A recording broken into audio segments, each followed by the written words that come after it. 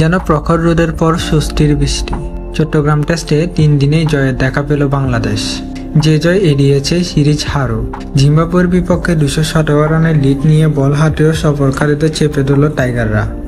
শেষমেশ 1.5 সেশনেই হারিয়ে ফেলে সব উইকেট। সেঞ্চুরির পর মেহেদী হাসান মিরাজও স্বীকার করেছেন 5 উইকেট। মিরাজ সেঞ্চুরির দিনেই ফাইফারের দেখা পান। আগের টেস্টেও পেয়েছিলেন ফাইফারের স্বাদ। তাজুল ইসলামের জোড়া আঘাতে তৃতীয় দিনে চা বিরতির আগেই বিপাকে পড়ে জিম্বাবুয়ে। শেষ সেশনে মিরাজের সামনে অসহায় হয়ে পড়েন ব্যাটাররা। তিনি একাই শিকার করেন 5 উইকেট। 3 উইকেট পান তাইজুল। জিম্বাবুয়ে অল আউট হয় 110 রানে। ইনিংসও 106 রানের জয় পায় বাংলাদেশ।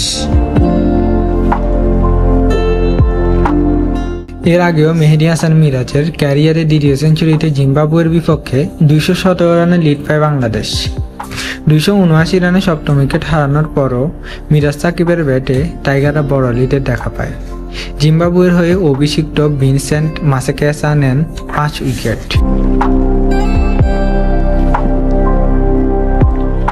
মিরাজ 162 বলে 104 রান করেন, 11টি 4 এবং 1টি ছক্কায়। অভিষিক্ত তানজিম হাসান সাকিব 80 বলে করেন 41 রান। মিরাজের আগে বাংলাদেশের হয়ে সেঞ্চুরি করেন আরেক ওপেনার সাদমান ইসলাম।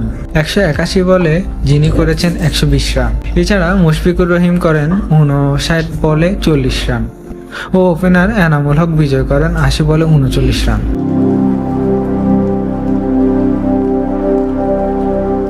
চট্টগ্রাম টেস্টে টস জিতে ব্যাট করতে নেমে 227 রানে অল আউট হয় জিম্বাবুয়ে।